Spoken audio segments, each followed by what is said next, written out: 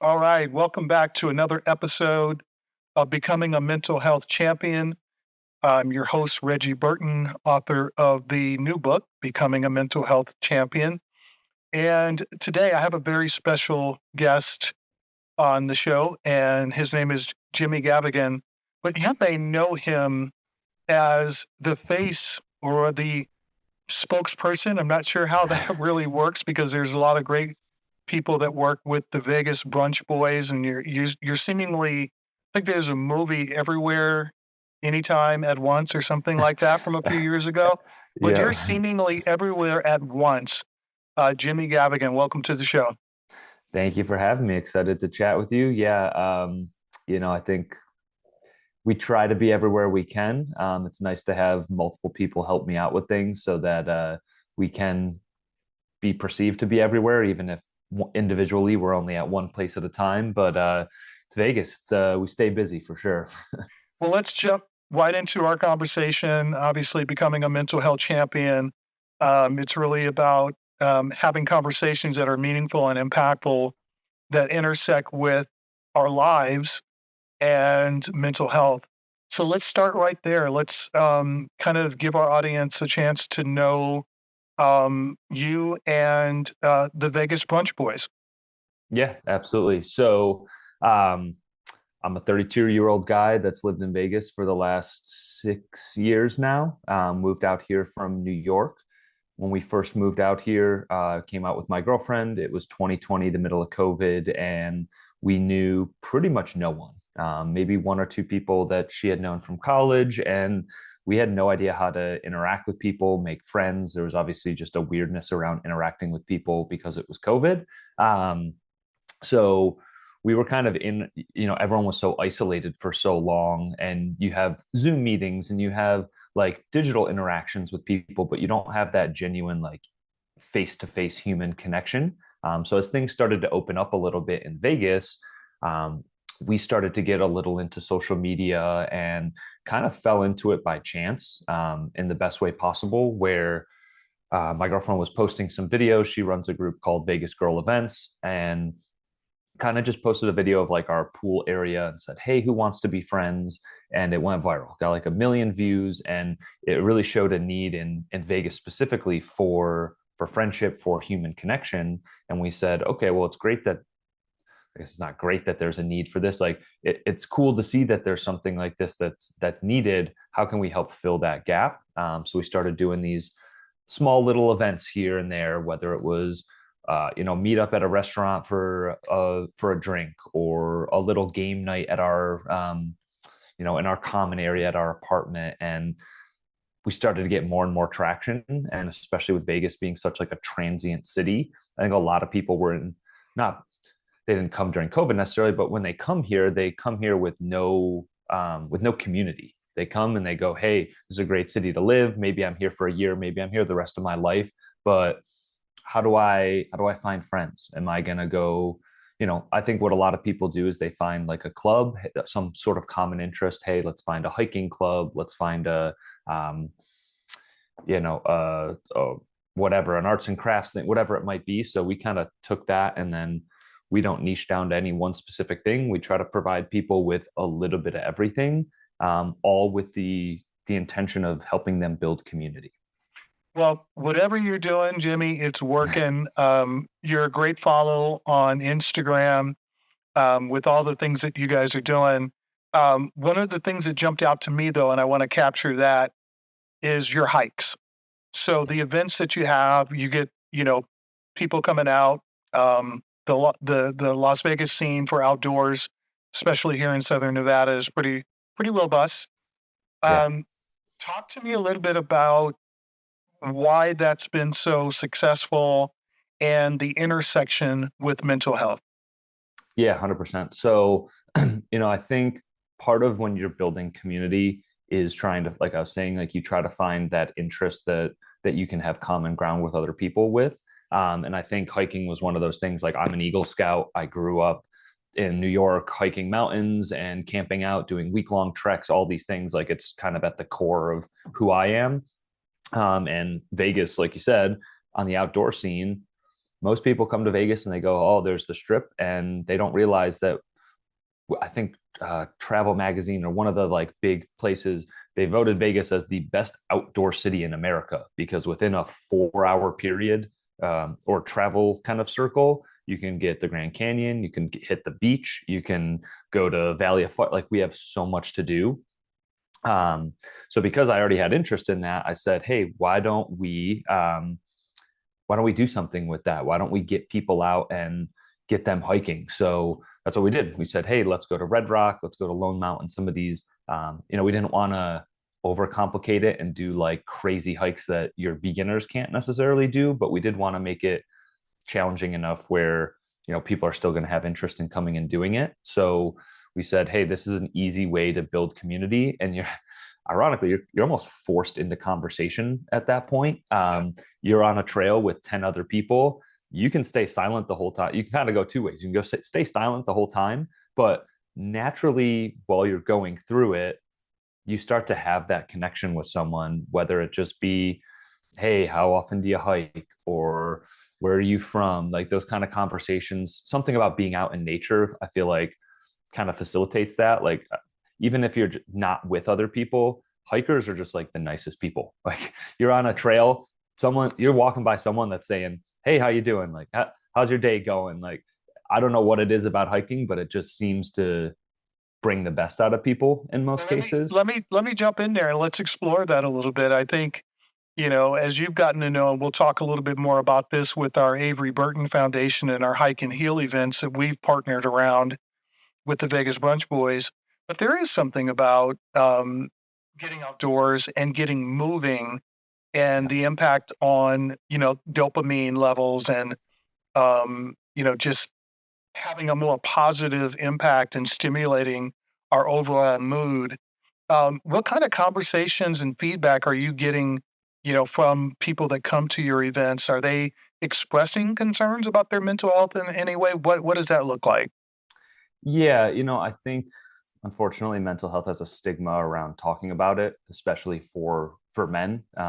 We've been taught since day one to bottle up your feelings, get through it. If you got to be the man of the house, all these different things and tropes that have been said about mental health. So That's real I talk.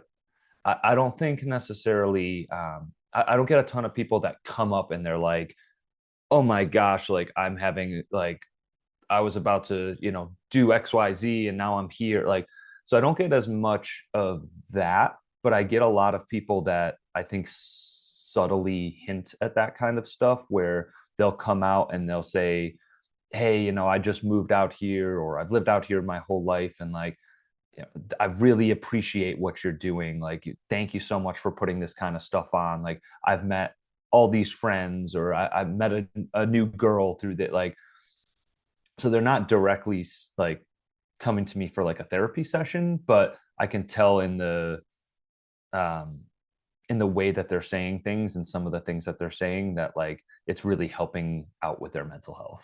So here's the thing about that, Jimmy, and this is really cool. And I think this is one of the reasons why I think, our partnership with the Avery Burton Foundation. Again, if you're just joining us, I'm the host of the Becoming a Mental Health Champion podcast. Some of you might know me from being the founder of the Avery Burton Foundation. Uh, this podcast is a presentation of the ABF Resiliency Project. And part of the Resiliency Project, as the name implies, is to try to help people do the things around what I like to call emotional intelligence in my book, Becoming a Mental Health Champion. Those are the things that we can do ourselves to boost our own self awareness as well as emotional awareness. And I think what you've been witnessing indirectly is you're adding to your own resilience and you're adding to your own growth around EQ or emotional intelligence by having people talk to you indirectly about the state of their mental health. As an advocate, what I like to think is that, you know, there's a way that we can impact people, and we try to do that at the foundation through something known as mental health first aid. So that's mental health first aid training which is really akin to CPR.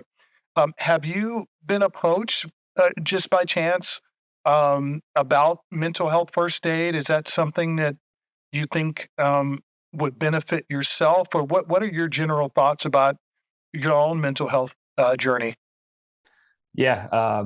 So yes and no. I know you and I have spoken a little bit about it. I haven't ever fully gone through the training. I think it'd be something that would be helpful for me. I would love to have you do it, man. I would love for us to do something like that, Yeah. with folks that are affiliated with the Vegas Brunch Boys. But yeah, please continue.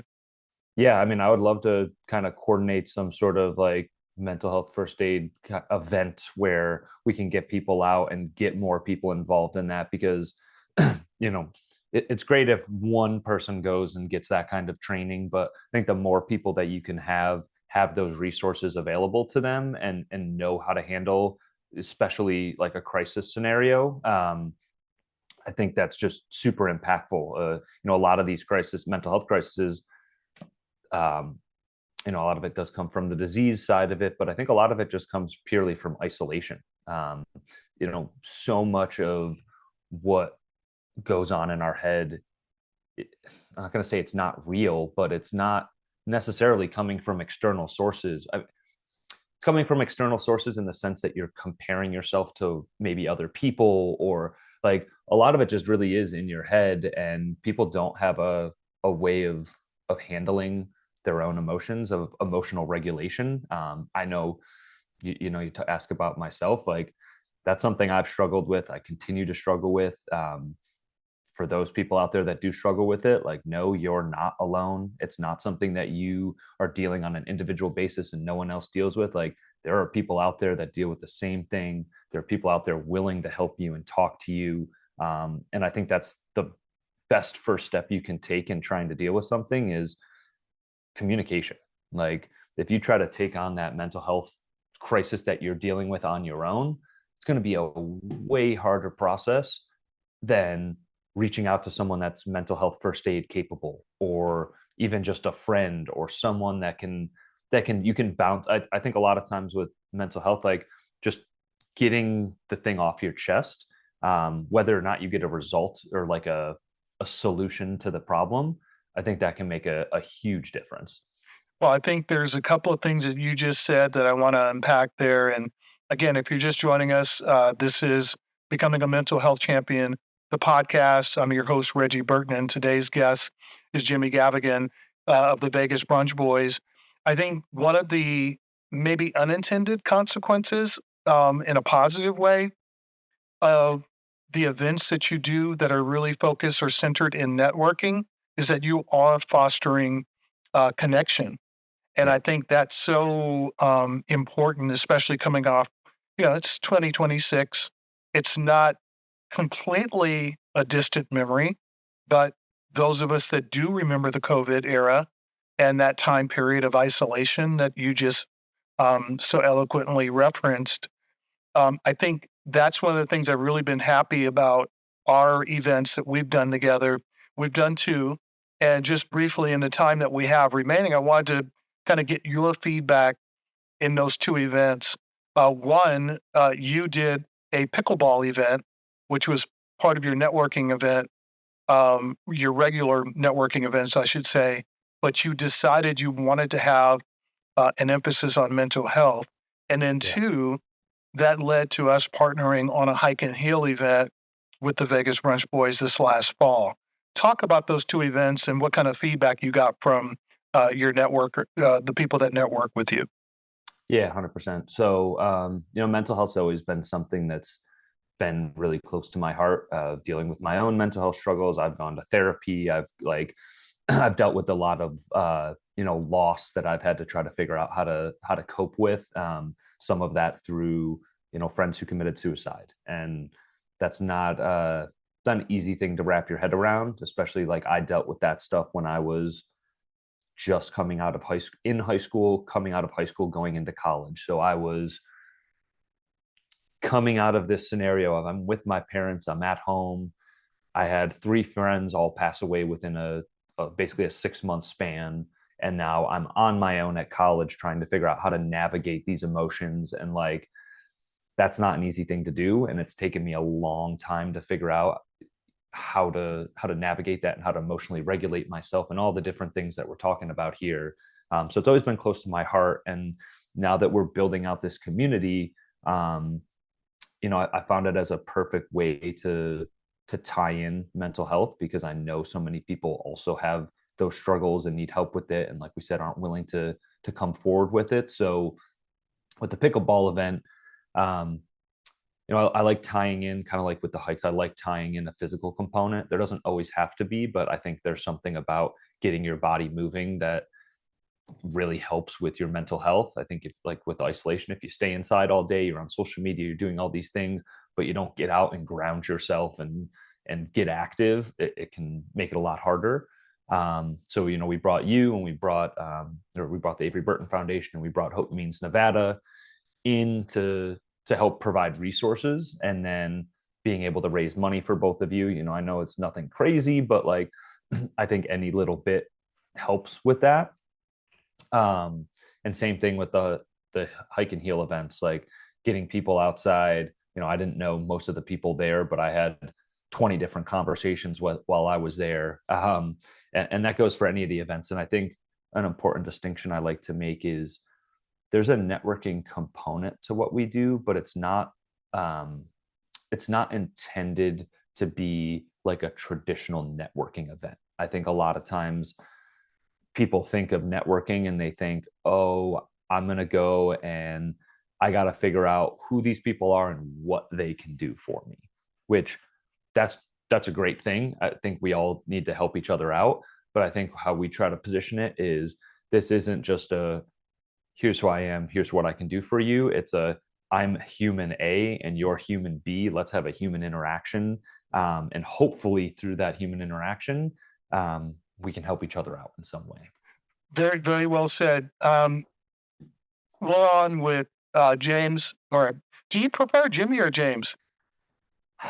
Whichever version. James is always what I went by because it sounded more professional. I go by Jimmy because it sounds more casual. So whatever people want to call me. I like Jimmy, but I think James is kind of where you're headed with Vegas Brunch Boys, and and the trajectory that you're on, and reaching out into the community and building up your social media following and your social media business. People are going to be calling you Mr. Gavigan pretty soon. I've going on 32 next month, so I'm officially at the age where I think the kids call it unk status. So you're on unk status. Yeah. Well, you're on friend status, friend of the show status. I love that. With becoming a mental health champion, the podcast. Tell people where they can find you. I've mentioned your social media following. Where's the best place for people to connect with you? Yeah, so at Vegas Brunch Boys. So I don't know if this would be backwards, but yeah, that's looking a little good, bit of BBB. The merch right there. So at Vegas Brunch Boys on both Instagram and TikTok. That is where we post the majority of our content. Some of it is just best places to go in Vegas, things like that. But the big component is that we do host events, everything from singles mixers to hikes to, we're always looking for new things. So whatever people want to see, we're willing to do something for it. And then you can also follow at Vegas Girl Events. That's the more the girls, the gays, the days contingency that my girlfriend Angelina runs. And then we also post a lot of those events on Eventbrite. So going for either Vegas Brunch Boys or Vegas Girl Events on Eventbrite. I'm actually surprised how many people find us through there and then come out and try to build community. Well, I think, as someone who runs a marketing agency by day, I think I've just been really impressed with how you've come into this community and just kind of seen maybe a little bit of a void where, social media is just one of those ubiquitous, tools that you don't need to be this big, large, regional, national agency to have impact. And I just love the way that you're having impact, not only on the small business community, but also on people. You're helping people sort of navigate the post-pandemic world, so to speak, and fostering connections and doing what you do to uplift mental health. To me, you've become friend of the show status just because of those things. So I really appreciate appreciate it. that. Is there anything you'd like to say in closing as we close out this interview?